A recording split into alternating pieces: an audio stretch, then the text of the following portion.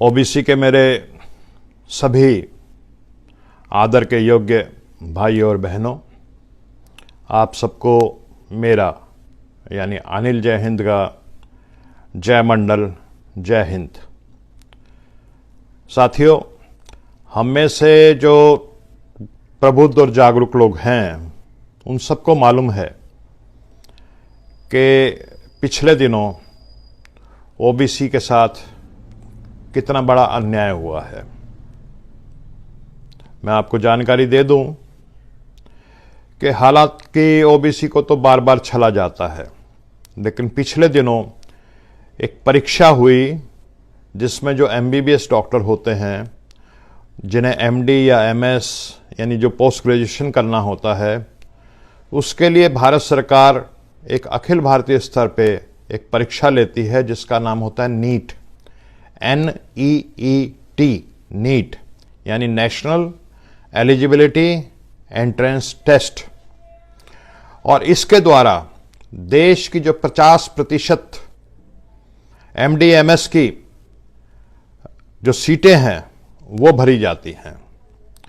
दुख के साथ कहना पड़ रहा है कि जो हमारा 27% का आरक्षण का अधिकार संविधान ने हमें दिया, सुप्रीम कोर्ट ने जिस पे 16 नवंबर 1992 को मोहर लगा दी, वो इस नीट परीक्षा में हमें हमारा अधिकार नहीं दिया गया। हमारा कसूर क्या है? दोस्तों, हमारा कसूर यह है कि हम बहुत ज्यादा बर्दाश्त करते हैं। जो आरक्षण अन्य पिछड़ा वर्ग को 1950 में मिल जाना चाहिए था, जब संविधान लागू हुआ 1990 तक नहीं मिला। 40 साल तक अन्य पिछड़ा वर्ग को आरक्षण से वंचित रखा गया।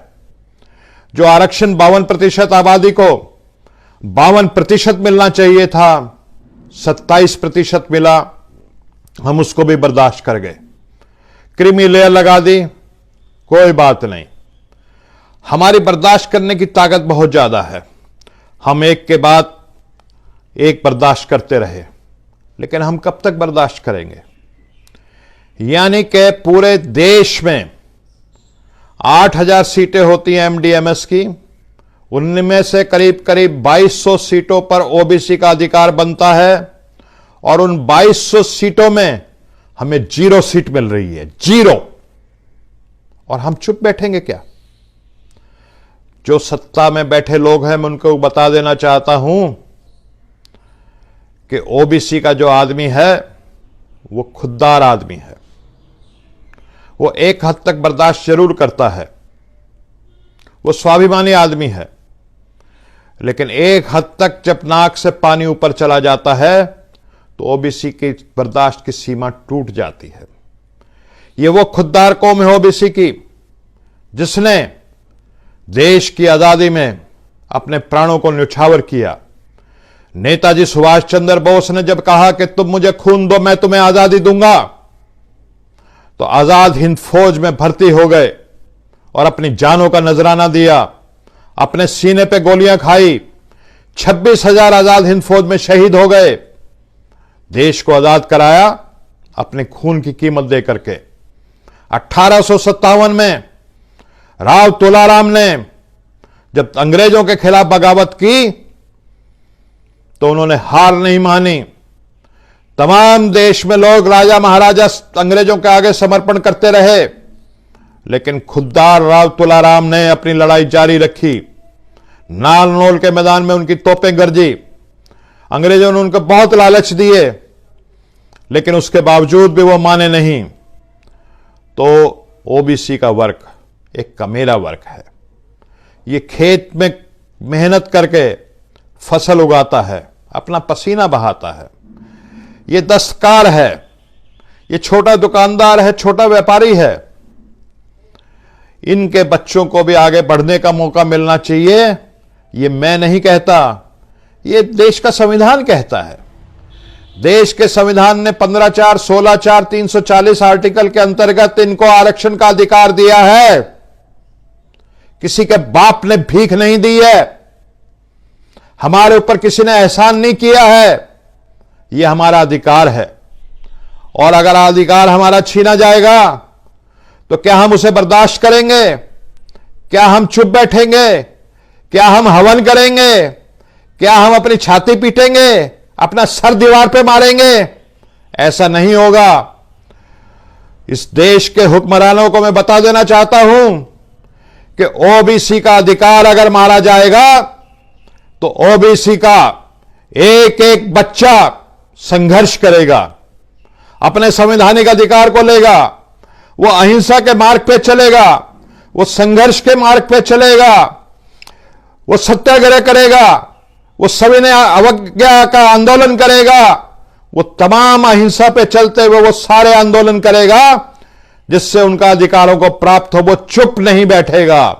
एक कवि ने भी कहा है कि बोल के लब आजाद है तेरे, बोल जुबां अब तक तेरी है, तेरा सुतवा बदन है तेरा, बोल के जहां अब तक तेरी है। तो दोस्तों, हम ओबीसी के लोगों की अगर सबसे बड़ी कमजोरी है तो वो ये है कि हम चुपचाप मेहनत करने वाले लोग हैं। हम हल चलाते हैं खेत में तो चुपचाप चलाते रहते हैं। हम कारीगरी करते हैं, दस्तकारी करते हैं तो अपना चुपचाप अपना काम करते रहते हैं। लेकिन हमें यह चुप रहने की आदत खत्म करनी पड़ेगी। ये खामोश मिजाजी हमें खत्म करनी पड़ेगी। हमें शोर मचाना पड़ेगा। हम शेर हैं तो हमें शेर की तरह दहाड़ना भी पड़ेगा, हमें चिंगारना भी पड़ेगा। हम बोलेंगे, हम आवाज उठाएंगे, देश के हर चौराहे पे हम बोलेंगे, देश की हर चौपाल में हम बोलेंगे, हम चौबारे पे बोलेंगे, हम गांव में और गली में बोलेंगे, हम मोहल्ले और शहरों में बोलेंगे, हम सोशल मीडिया पे बोलेंगे, हम ट्विटर पे ट्रेंड करेंगे। और अगले 1 महीने तक मेरी आप सबसे गुजारिश है कि हम एक जन जागरण का एक कार्यक्रम चलाएंगे। पहले 1 महीने तक हम अपने समाज को, अपने ओबीसी वर्ग को जागरूक बनाएंगे, उनको बताएंगे कि कैसे हमारी हकमारी हो रही है। और ये सिर्फ हमारी हकमारी नहीं हो रही, किसी का हक मार लेना उसकी लूट होती है। ये न सिर्फ हमारा अधिकार जाता है बल्कि समाज में हम बेइज्जत भी होते हैं। दूसरे लोग हमारे पे हंसते हैं कि भाई हमने तो इनका अधिकार मांग लिया और ये चुपचाप बैठे हुए हैं। हम इज्जतदार लोग हैं, हम खुददार लोग हैं, हम अब अधिकारों के लिए लड़ेंगे। और हमारे जितने भी महापुरुष हुए हैं उन्होंने एक बात हमें सिखाई है कि जुर्म करने वाले से ज्यादा पापी और ज्यादा जुल्मी वो होता है जो जुल्म को सहता है। मैं एक बात कहूंगा आपसे कि आपके अंदर सोया हुआ जुनून, आपके अंदर सोया हुआ जुनून जिस दिन जाग गया, आपका जुनून जिस दिन जागा, जुल्म के हाथ से तलवार भी गिर जाएगी। तो मैं ज्यादा नहीं कहूंगा, लेकिन आप जो लोगों से हाथ जोड़ करके रिक्वेस्ट है कि हम बोलना शुरू कर दें। सोशल मीडिया पे बोलें, व्हाट्सएप पे बोलें, व्हाट्सएप के ग्रुप में बोलें, फेसबुक पे बोलें, फेसबुक के ग्रुप में बोलें, ट्विटर पे ट्रेंड कराएं। सबसे पहले अगले 1 महीने तक हमने ओबीसी वर्ग में जागृति पैदा करनी है। आज ओबीसी वर्ग के 99% आबादी को यह मालूम ही नहीं है कि उसकी बार बार कैसे हकमारी हो रही है। उसको यह मालूम ही नहीं है कि उसकी 2200 सीटों के ऊपर डकैती पड़ चुकी है। ओबीसी वर्ग अभी सो रहा है।